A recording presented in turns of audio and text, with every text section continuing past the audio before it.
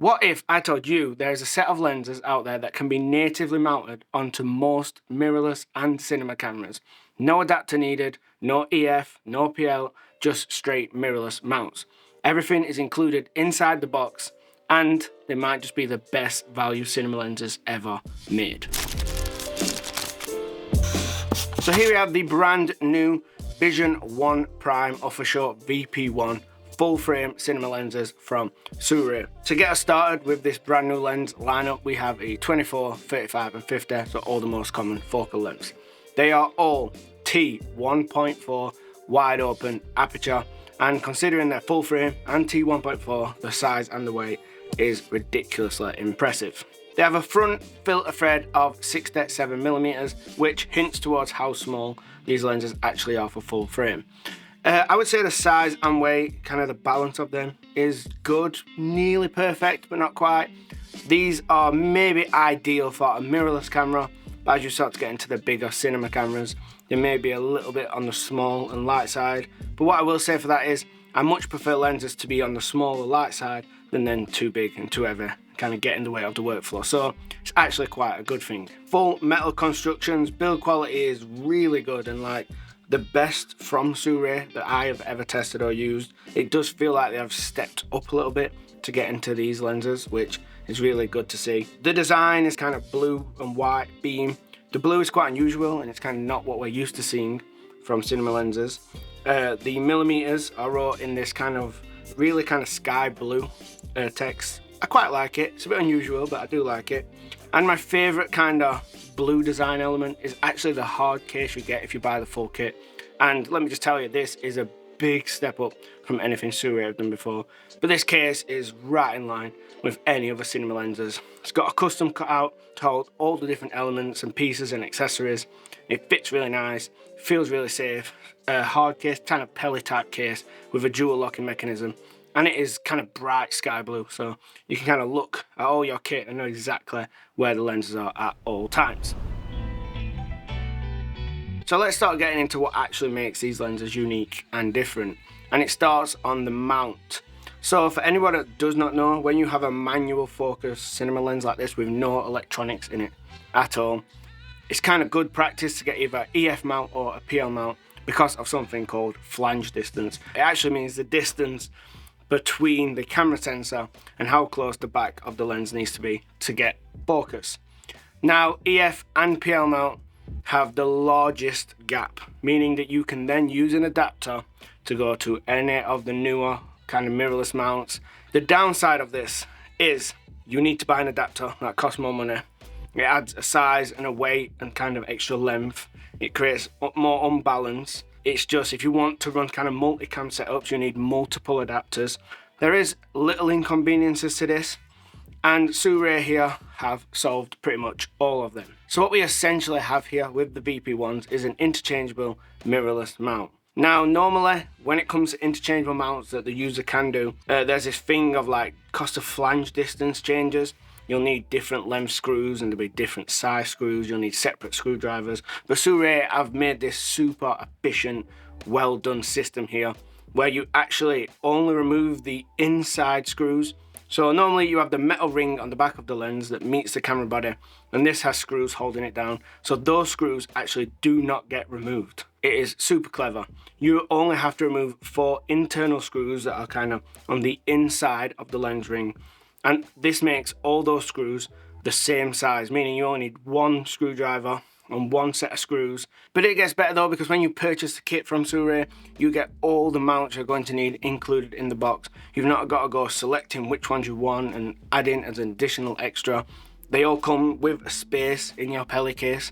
So included in the kit, you get an L mount, Z mount, RF mount and E mount, which is kind of all the big 4 mirrorless mounts at the moment. And after using this system now for maybe a month, all cinema lenses should do this. As much as I have been a big preacher of PL mount, I do think this is the best system for using one set of lenses across multiple cameras. I love the fact that Surui have given us way better build quality, way better cases, and this kind of first of its kind interchangeable mirrorless mount thing that's super cool and easy to do. But none of that really matters. What really matters with a lens is the image quality. So let's take a look.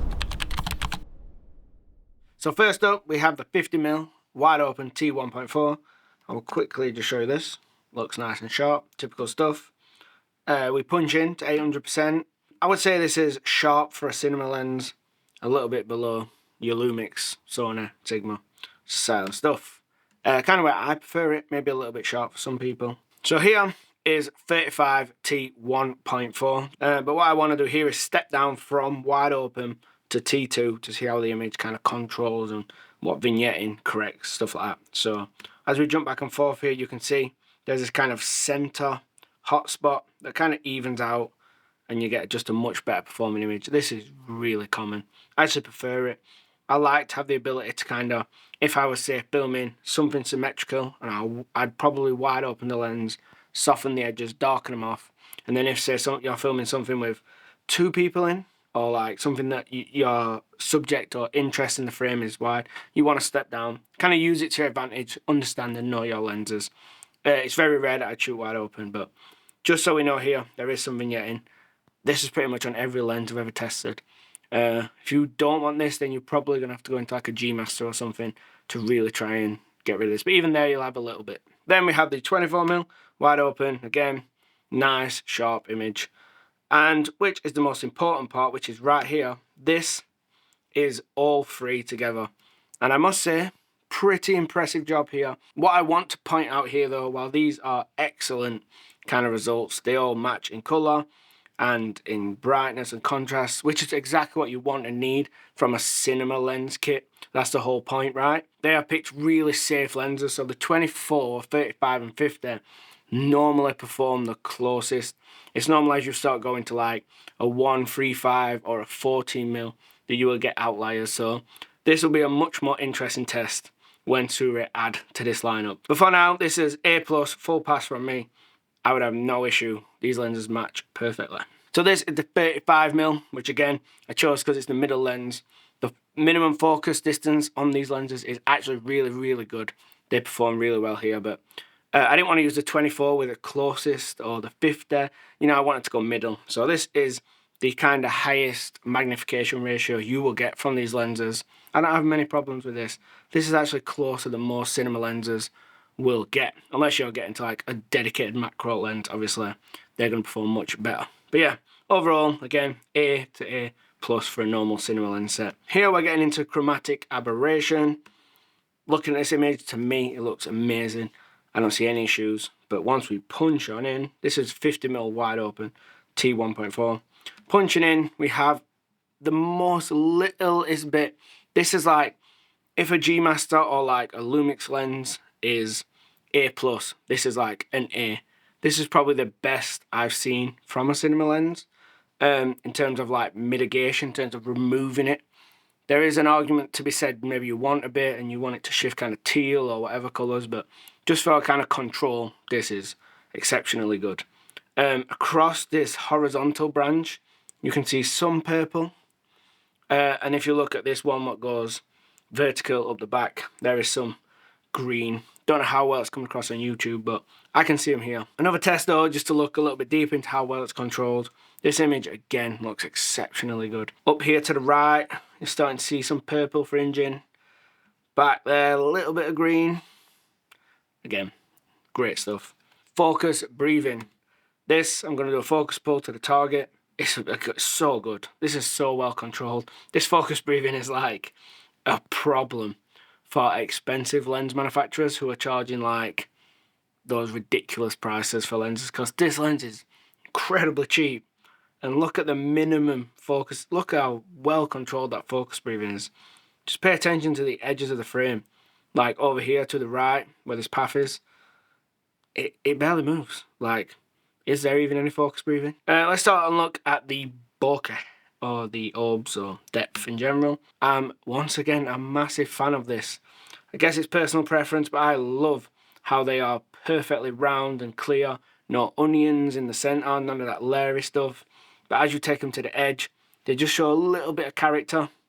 Like looking in the top left right now, you will see they're starting to like bend a little bit and just get this blurry texture to them.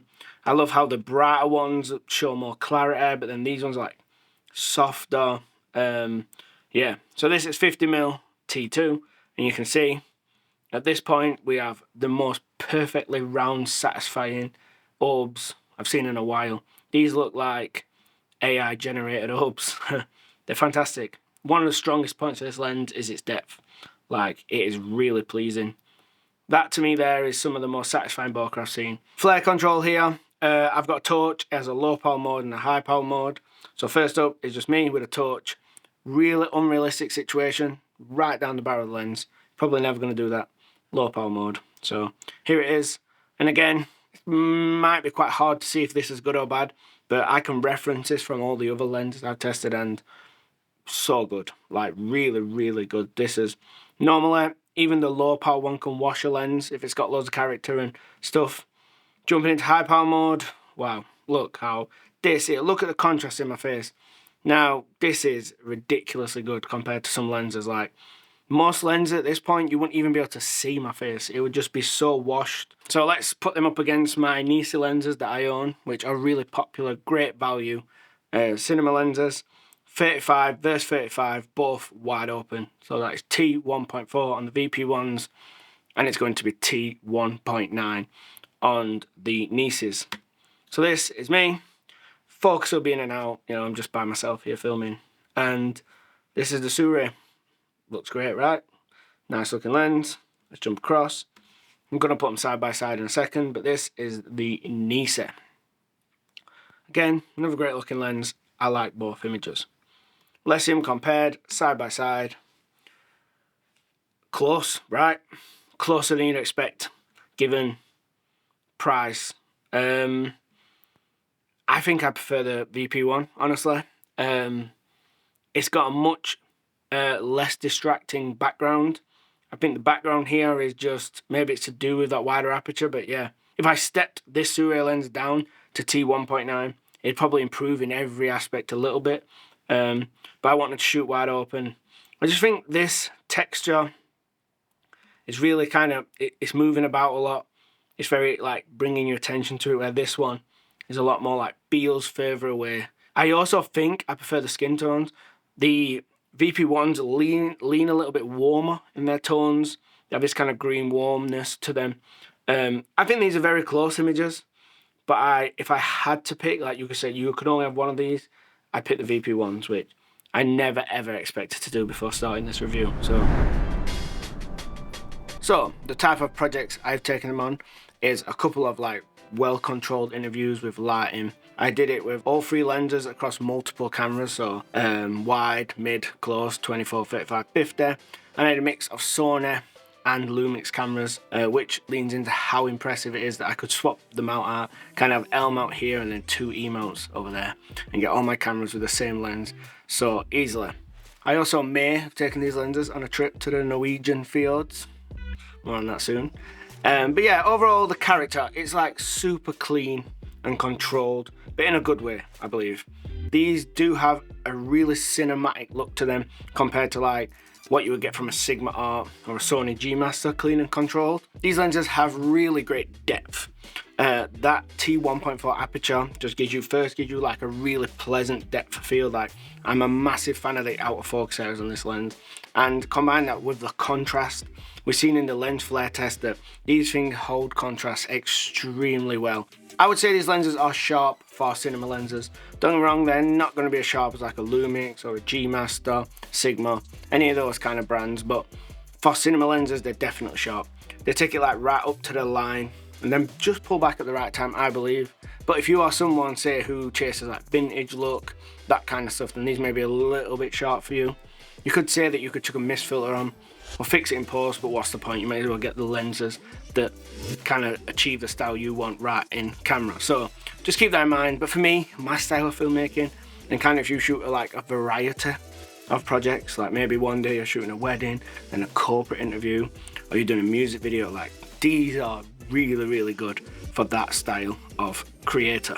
The best thing I can say about these lenses, and I believe everyone else will do the same thing, is you'll get them, you'll see the Surui branding, you'll see the price point, and you would just expect them to be kind of in this zone of performance, and they will beat that. Like, you'll be not expecting how nice and well and controlled the images from these lenses are. And while we're touching on price and expectations, when I received these lenses in for review, I didn't actually have a price. Like, Surui had not given them a price point yet, so I just got on about my review. I would say about a week ago now, a week and a half ago, Surui sent me in the price, and honestly, I was expecting 50-60% more easily for these lenses than what they cost. These are going to be cheaper than anything from DZO at the moment. The Nisi lenses, they're going to be cheaper than even Typoc lenses. For this level of kind of image quality, size, weight, performance, interchangeable mounts, I honestly don't think this can be beaten. I think this is probably the best cinema lens if you're kind of tight on budget, and it is nothing but great news for consumers, because this is really going to drive down prices of cinema lenses in the overall market. If I had to pick the strongest and best parts of these lenses, I would pick contrast and color rendition. Speaking of that color, they lean a little bit warm, but I personally love that kind of look because it's really nice on skin tones. I was working with Ed Prosser on reviewing these lenses, and we was comparing them to all sorts of lenses like DZO, Vespid, the more expensive ones, the Nisi ones, Lumix, Sigma, Sony stuff. And honestly, they held their own across the entire test. Like, at no point did they look like they did not belong being compared to all these more expensive lenses. I know that Ed kind of liked the muted skin tones a little bit better, and I kind of preferred the warmer ones from the VP ones. And it all just comes down to personal preference. Speaking of Ed, he's got videos on these lenses too, so make sure to go over there when this video ends. There's a lot of emphasis in today's world put on chasing kind of character and vintage, kind of pushed to the extreme, which I get, and I love that kind of stuff, but there is a very lot to be desired here for most like professionals who work across different job styles and don't want to be limited in any way to a certain type of look. And these are the answer, I believe. So many creators out there will be able to jump into these lenses, taking their visuals to the next level, probably spending less money than what they're spending right now on their AF glass. And I think that is a really good thing. Thought I was getting just another cinema lens kit, and I was so wrong. It's so cool to see the value barrier be pushed further down and just make it much better for us creatives. I'm even at the point now where I think I'm going to sell my Nisi lenses and swap to these.